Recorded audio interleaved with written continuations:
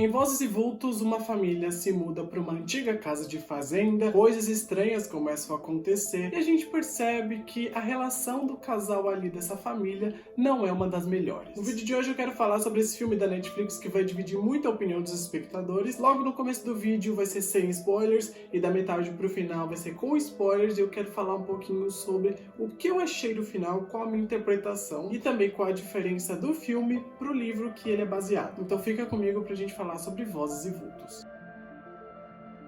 Hey pessoas, eu sou o Matheus e no vídeo de hoje falaremos sobre Vozes e Vultos, o novo filme da Netflix. Antes de começar o vídeo, se você é novo aqui no canal, não se esquece de se inscrever no botão vermelho, é muito fácil, muito rápido, e eu aposto que você vai gostar do meu conteúdo. Também deixa o like que ajuda muito e comenta lá embaixo se você vai ou não assistir o filme, e se você já assistiu, comenta a sua opinião.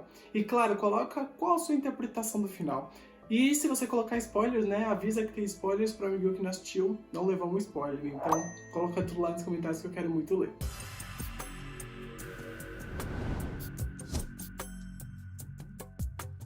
No filme nós conhecemos a família Clare, que se mudam de Manhattan para uma cidadezinha pequena, e nessa cidade eles compram ali uma casa de fazenda que tem um passado horrível. A Catherine, que é a matriarca da família, é uma restauradora de arte, enquanto ali o George, que é o marido dela, é um professor universitário. E o início do filme até que posiciona a relação deles muito bem, mostra eles ali tendo problemas como qualquer pessoa, mas à medida que o filme vai passando, a gente vê que o relacionamento deles não é um dos melhores. E para piorar ainda mais a situação, a filha deles, a Franny, começa a ver uns fantasmas nessa nova casa, e pouco tempo depois a Catherine também começa a sentir umas presenças estranhas e até encontra um livro que diz que aquela casa é maldita. E daí, à medida que o filme vai passando, a Catherine vai começar a investigar aquela casa e aos poucos ela vai descobrindo várias coisas sobre o passado macabro dela, e também a gente conhece um pouco ali como o péssimo relacionamento desse casal de protagonistas impacta ali nos estranhos acontecimentos da casa. Então é isso. Esse filme é mais um drama sobre o relacionamento tóxico desse casal do que em si um filme sobrenatural.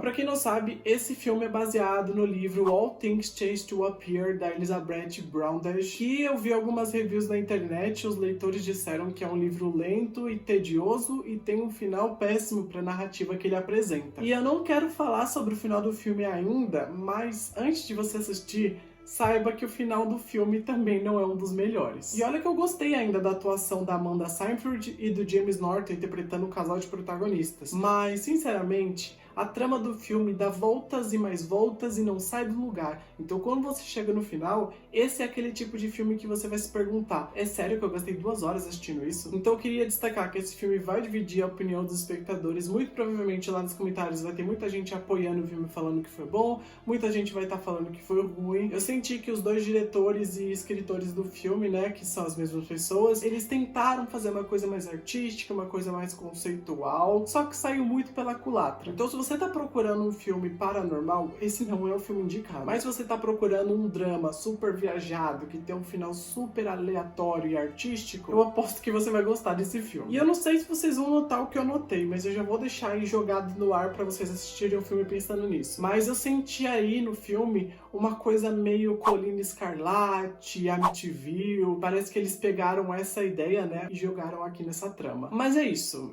Sem spoilers, eu queria falar isso pra vocês. Se vocês quiserem assistir o filme, tá lá na Netflix. Se vocês não quiserem assistir, quiserem só ver o que acontece no final, fica comigo agora pra gente comentar sobre o final do filme e o que eu achei dele e a comparação entre o livro e o filme. Então, antes de continuar, deixa o like se você ainda não deixou, se inscreve no canal no botão vermelho e comenta lá embaixo se você vai ou não assistir o filme, e se você já assistiu, comenta o que você achou do final. Antes de falar do final, eu acho interessante eu abordar alguns acontecimentos do começo do filme, como por exemplo, o relacionamento conturbado entre a Catherine e o George. Eles dois não tinham uma relação muito estável, tanto é que o George começa a ter um rolo com a Willis e a Catherine começa a ter um rolo com o caseiro Ed. Além disso, esses problemas de relacionamento que ela tem com o George acabam fazendo ela ver alguns espíritos ali na casa nova. Então ela começa a notar que tem alguns vultos aparecendo em volta. Ela até mesmo encontra um anel estranho, que no final do filme a gente entende um pouco mais desse anel. E o George sabia que essa casa tinha um histórico muito ruim, mas ele acabou nem contando pra Catherine. E à medida que o filme passa, a gente vai percebendo o quão o George é asqueroso com a Catherine. Tanto é que ele caçoa que ela é bulímica, trai ela diversas vezes, ele trata ela como uma submissa,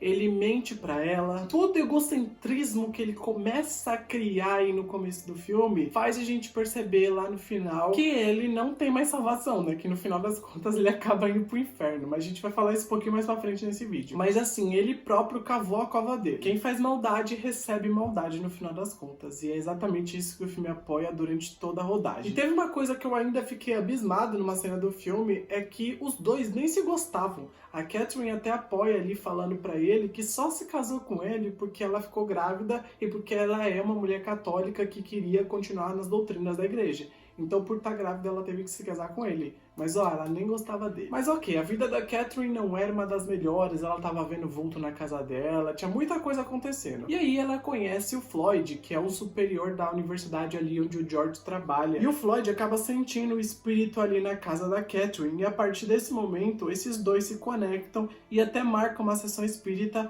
pra falar com esse tal espírito que tá na casa. E nessa sessão, eles até mesmo acabam descobrindo que tem outro espírito morando naquela casa. E eu vou entrar nessa questão do outro espírito lá pro final do vídeo. Mas a Catherine também faz descobertas aí não só sobre os espíritos da casa, como também sobre quem é o George. Ela descobre que ele vem mentindo pra ela há muito tempo. Primeiro que ele não contou que o Ed e o Cole já tinham vivido naquela casa, que os dois perderam os pais na casa, o pai meio que surtou num dia, matou todas as vacas, entrou dentro de 2 carros ali, ligou esses 2 carros, trancou todas as janelas e matou ali a mulher dele asfixiada e se matou, né, nesse meio tempo. E depois disso, o Cole e o Ed ficaram órfãos e foram até morar ali com o tio deles. E essa história aí, dessa morte da Ella, né, que era a mãe do Ed e do Cole, acaba explicando o porquê o espírito dela aparece e em volta aparece uma fumaça, o porquê também a Catherine em um certo momento sentiu cheiro de fumaça na casa.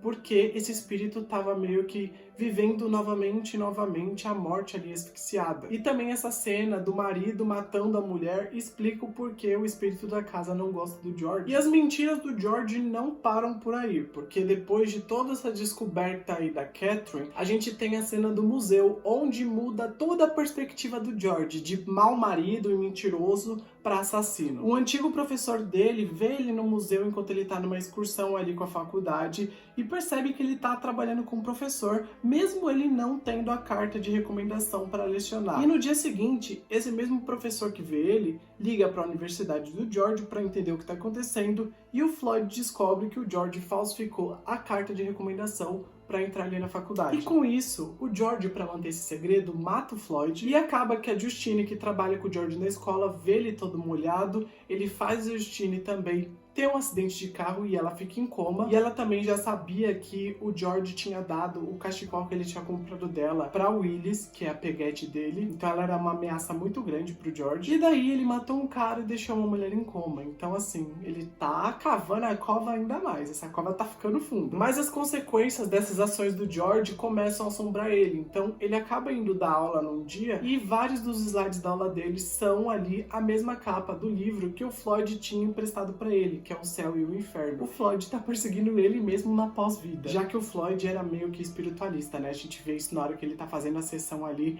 com a Catherine. Mas enfim, voltando pro enredo da Catherine, tudo parecia estar ferrado na vida dela. O marido dela poderia ser um assassino, já que ela tinha ligado os pontos e viu que a amiga tava no hospital e o Floyd tava morto. Ela falou, olha, deve ter sido meu marido. Ela também tinha descoberto que o George tinha um caso com a Willis, tanto é que ela até abriu uma conta no banco só pra ela. Ela também descobriu que o George mentiu sobre os quadros pintados à mão, falou que ele que tinha pintado, mas quem pintou na verdade foi o Harry, que era um primo gay dele que morreu. E ela até se preparou pra fugir com a Franny de casa. Ela tinha arrumado todas as malas, colocado no carro e ela tava pronta pra ir embora, mas antes disso, o George colocou sedativos na bebida dela e na da Franny e as duas caíram no sono. E na calada da noite, quando a Catherine acabou ali meio que sendo dopada pelos sedativos, o George pega o machado que o Ed usa, o caseiro lá da casa, e dá várias machadadas na barriga dela. E no dia seguinte, o pior de tudo acontece, porque ele vai trabalhar, depois se faz de vítima, falando, meu Deus, minha mulher está morta, não sei o que aconteceu.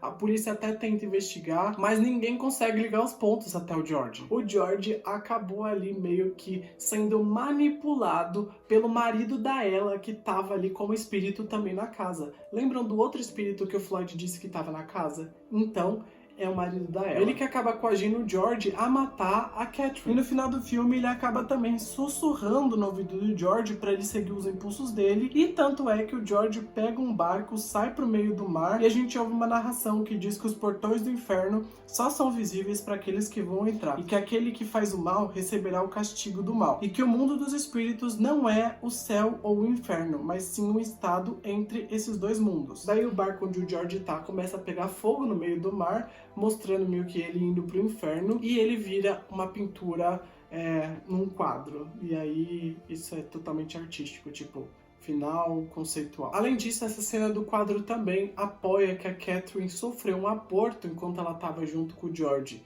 Porque ela fala que por causa dele, eles perderam um filho, e a gente vê um sonho logo no começo do filme, onde ela tira meio que um feto de dentro da pia. Não sei se era um feto, mas depois desse final eu presumi que era um feto. Então ela sofreu um aborto por causa dele. A gente não sabe muito bem o porquê, mas isso deve ter acontecido. Daí a Justine, que estava em coma no hospital, acaba acordando do coma graças a ela e a Catherine, que foram meio que os anjos da guarda dela, né? A gente vê uns flashes ali de imagens divinas e também das duas. E daí a Justine acorda para realmente jogar toda a culpa nas costas do George. E toda essa história fantasmagórica do filme, pelo que pareceu, estava conectado ao anel da senhorita Smith, que a gente vê a Catherine encontrando lá na janela do começo do filme, e a gente também sabe que a ela usava esse anel. Além disso, a narrativa desse filme abre com a frase do Emanuel Swedenborg, que foi um dos precursores do espiritualismo. E o livro O Céu e o Inferno, que o Floyd empresta para o George, também foi escrito pelo Emanuel Swedenborg. E esse livro trata muito sobre as forças do espiritualismo e que o céu e o inferno são coisas subjetivas que muito provavelmente existe, mas o mundo dos espíritos está no meio deles. Então, esse final poético, pelo menos na minha visão, quis dizer assim: se você faz coisas ruins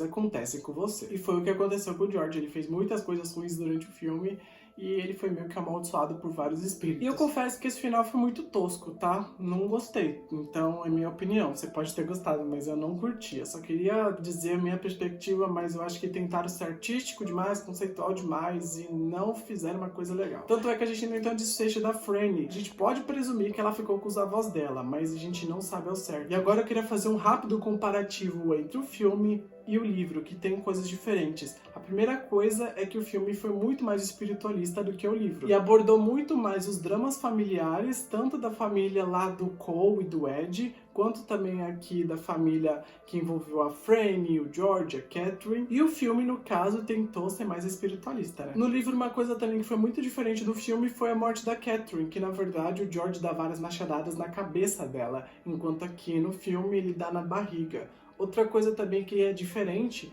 é que no livro eles não deixam claro se foi o George que matou a Catherine, eles deixam isso em aberto para você descobrir, enquanto no filme a gente sabe que foi ele. Outra coisa também que é muito diferente do livro é o romance entre o George e a Willis. No livro ele abusa verbalmente e sexualmente dela, ele corta o cabelo dela para mostrar poder em cima dela, e ele é um personagem ainda mais sádico do que no filme. E uma grande diferença em relação ao livro é o final, que no final do livro a gente vê um epílogo vários anos no futuro, onde o George já tá velho, ele tem diabetes, tá meio ali caduco por causa da velhice, enquanto a Franny tá cursando medicina, tá um pouco infeliz com a vida dela, tanto é que ela tá saindo como casado, e ela acaba tendo que voltar pra casa de fazenda ali onde a mãe dela morreu, pra vender a casa de fazenda, tirar os pertences, né? A casa de fazenda dela conseguiu ser vendida. Quando ela chega na casa, ela sente um arrepio e uma calmaria ao mesmo tempo, mas não fica claro se é por causa da mãe dela. O espiritualismo aqui no livro não é tão presente. E então o livro acaba com a Franny andando pela cidadezinha antiga dela,